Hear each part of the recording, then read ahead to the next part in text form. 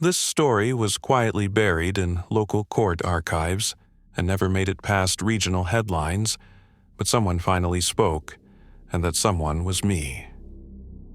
My name is Darren Lee. I was 34 when my wife and I moved my elderly mother into our home in Brookhaven, Maryland. My father had passed the year before, and it just felt right to bring her closer. We didn't have a big place, just a 3-bedroom townhouse with barely enough room for us and our 2 kids, but we made it work. Mom agreed to sell the old family house back in Virginia, and her help is what allowed us to buy the new home. Before we could sell her place, though, someone had to clean it out. That someone was me. The house had been in our family since the 70s. It hadn't been updated in decades. And the attic, it was like a time capsule. Boxes of old toys, my middle school science trophies, even my dad's cassette tapes from the early 80s. I almost cried when I found a dusty folder marked legal documents. Inside were the usual: birth certificates, mortgage papers, but there was one thing I didn't expect: a court order from 1990. It was a petition to legally change our last name. What shocked me wasn't just the change, but what was redacted in black marker, the reason. When I brought it up to my mom later that week, she didn't seem surprised. She looked almost relieved. She sat me down at the kitchen table, turned off the TV, and took a deep breath. "There was something your father and I kept from you. It was about your uncle." "Uncle?" I had no memory of one. "You wouldn't," she said. "You were a baby when he died, but not everyone agreed it was an accident." That's when the truth started to unspool. A love affair, a sealed upstairs bedroom, and a scandal that nearly tore 2 families apart. It started when my father's younger brother, Thomas, the uncle I never knew, met a woman named Cecilia in college. She came from money. Generational money. Her family owned bottling plants and vineyards up and down the East Coast. They got engaged fast. Too fast, according to my dad. He always said Thomas had a reckless streak, the kind of guy who mistook passion for permanence. But the wedding happened anyway. A lavish ceremony on Cecilia's family estate in Western Virginia. Dozens of guests, champagne fountains, and the start of a short, chaotic marriage. Within a year, everything changed. While on a hike through the Blue Ridge Mountains, Cecilia fell. She was badly injured. Broken vertebrae, nerve damage. The doctors saved her life, but she'd never walk again. Her right hand was the only thing she could still control. Thomas stayed by her side through recovery. At least, that's what the newspapers said. But Cecilia's family didn't buy the story. Not entirely. Especially her older brother, Alan, a man who'd never liked Thomas to begin with. He ran the company and was known for being ruthless. When Thomas started managing some of the family business during Cecilia's recovery, rumors began to swirl. Then, 1 year later, Cecilia was dead, an overdose of sleeping pills. But it wasn't the death that caused the family to fall apart. It was the letter they found under her pillow. In it, written in shaky script, she confessed. Thomas had pushed her during an argument. He said it was an accident. She believed him, and she loved him. But now he was cheating on her, and she couldn't take it anymore. Thomas fled the night the letter was discovered. Just vanished. For months, there were headlines: husband of heiress wanted in death investigation. Cecilia's last words. The truth revealed. Reporters camped outside our house. People threw things at our mailbox. My parents couldn't go anywhere without whispers and stares. That's when they changed our name. That's when they moved us to Maryland. And that's when they told me, a baby at the time, that Thomas had simply died. Only he hadn't. 4 years after disappearing, Thomas was found in Hawaii. He'd changed his identity, was living in a small beach community, and when they finally tracked him down, He hung himself with a hotel bedsheet before the cops could take him in. Mom told me all this in one sitting. She cried the entire time, said she never wanted me to know, said she thought I was better off without the burden. I agreed, until I found the second envelope. It was in the attic, taped to the back of a framed photo of my parents at their wedding. Inside was a Polaroid of a sealed wooden door. On the back, in faded ink, "Do not open the room above the garage." The house in Virginia had no garage, so whose house was that? And what was behind the door? This one's never shown up in true crime podcasts or Reddit threads, probably because there's no clear crime, no missing person, no official report. But everyone in my hometown knows something happened. My name is Kevin Rourke.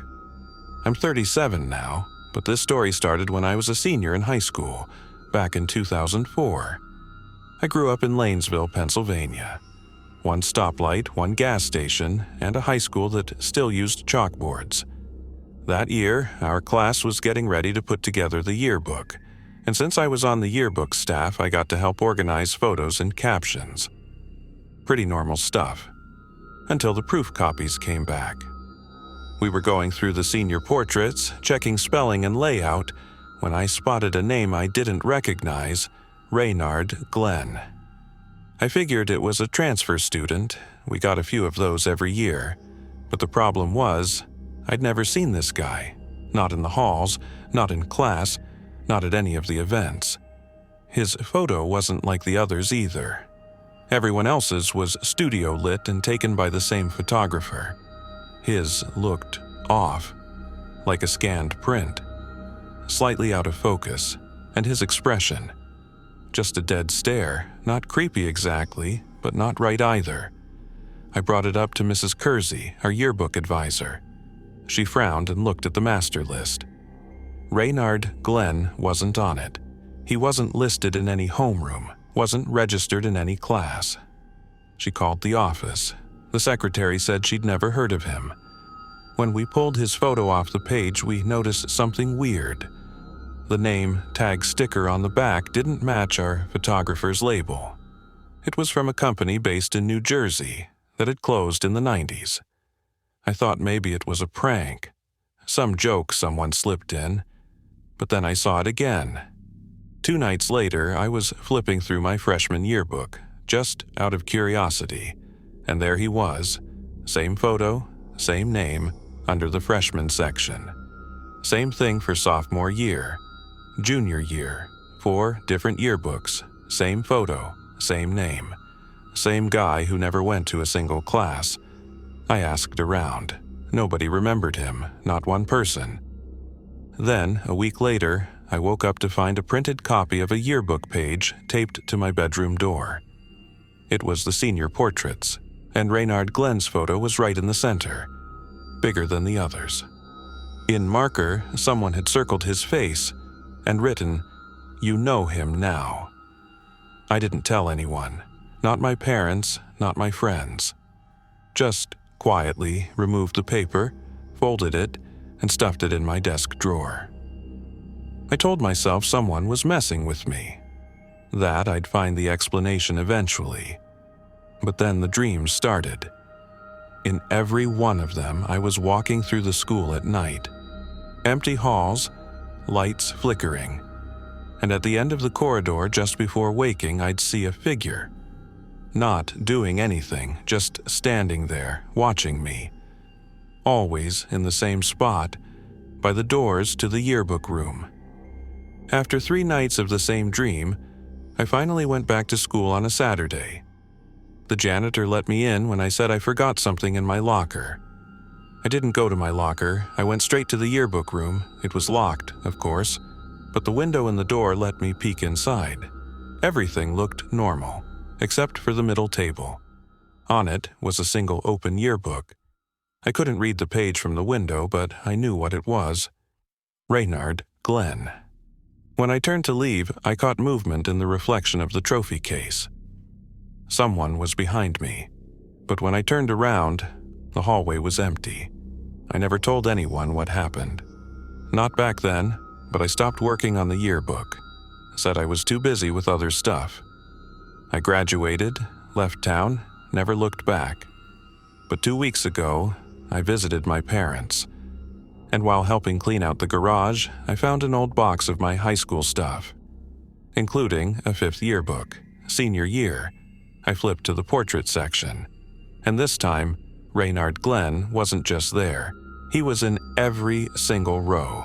Same photo, same dead eyes, repeated over and over in the background of other students' photos, smiling like he had always been there. And now, I see him in other places. Reflections, windows, even in a Zoom meeting last week. Not in front of the camera, behind me, same stare, same smile. I think this time, he remembers me too. This story didn't make it past the local rumor mill, and most people who remember it don't talk about it anymore. But I do. My name's Tara Ellis. I was 15 in the fall of 1996, a sophomore at Crestwood High, just outside Syracuse, New York. The kind of school with linoleum floors, vending machines that ate your quarters, and intercoms that cut out halfway through every morning announcement. I wasn't anyone special back then. Played flute in band, sat near the front, never got in trouble. That day started like any other. It was a Wednesday, October 9th. The only reason I remember the date is because of what happened right before second period. The bell had just rung, and we were all half asleep waiting for the pledge. The usual buzz of lockers and dragging feet. But when the PA system crackled to life, it wasn't the principal's voice. It wasn't anyone we recognized at all. It was a woman. Calm, cold, robotic. She said, "Shelter in place, lights off, silence, he is already in the building." Just like that, no greeting, no room for confusion. For a split second, everyone froze. Then the lights went out. Not from a switch, the power went out. Whole school. Emergency lights kicked on a few seconds later, flickering red. My teacher, Mr. Keller, looked as confused as we were, but he reacted fast. Told us to get to the corner. Turned his desk on its side. Started whispering instructions. The PA buzzed again.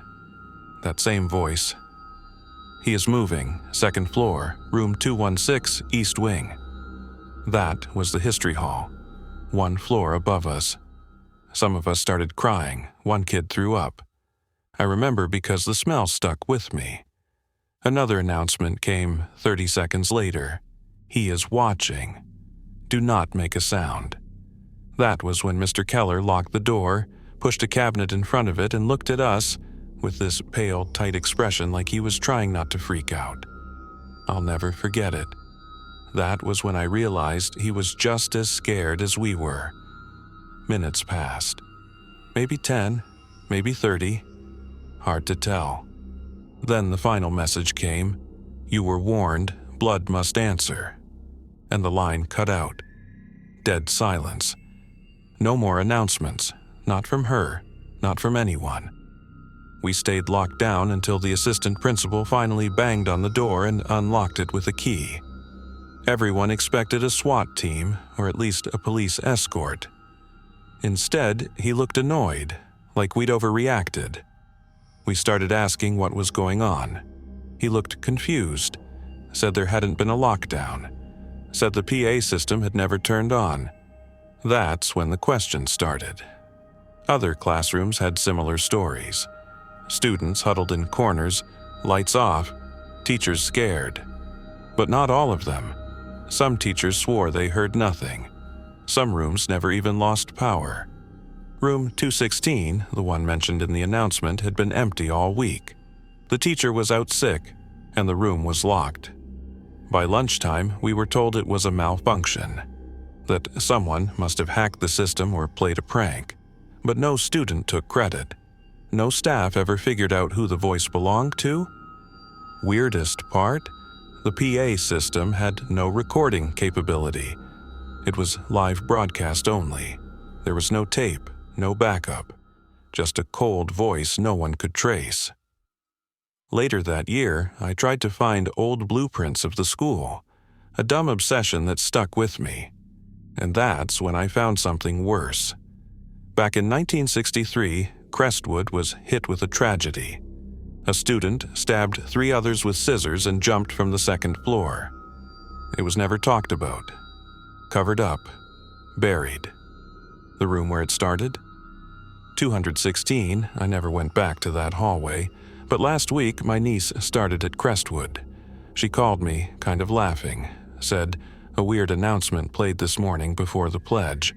They told us to shelter in place, then nothing happened. They said it was a drill, but..." She paused.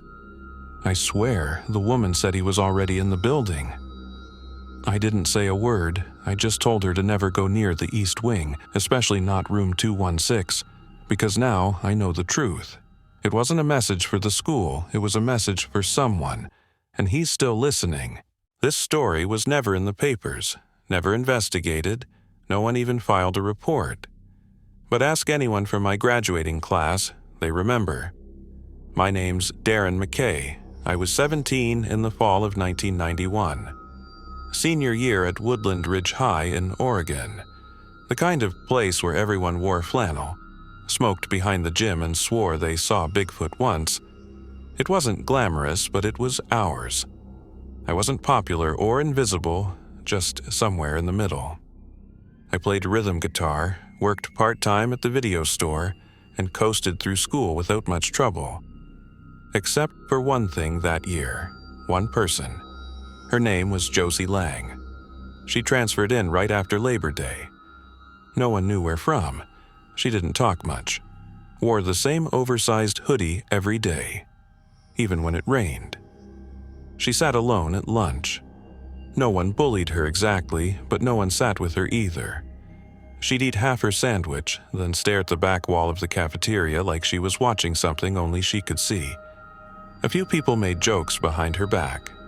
Whispered she was creepy. I didn't, because I noticed something weird too. Josie was always in the background. I mean literally, in every candid photo for the yearbook, every club meeting shot, every group project. Standing just far enough back that you'd miss her unless you looked twice. Same posture, same expression, just watching. One day, I asked Mr. Kinley, the photography teacher, if I could help scan and sort photos for the yearbook. He was glad for the help. That's when I started seeing it more clearly. She was in every photo, not just from senior year, from junior year too. Even though she didn't attend our school then. Same hoodie, same face, same dead stare. I asked around. Nobody remembered her from the year before. No teachers, no admin, no one. So I asked her. We were paired up for a library project. I waited until we were alone. "Hey," I said, "weird question, but were you here last year, like at Woodland Ridge?"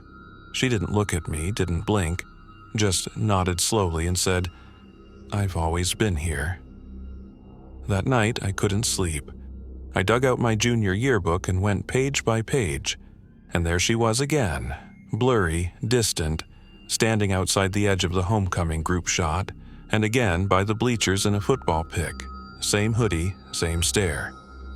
The next day, I asked Mr. Kinley if we could check past negatives. He let me into the dark room.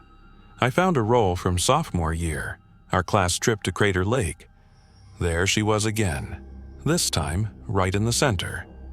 But the photo had a tear in it, a vertical rip straight through her face, like someone had tried to remove her.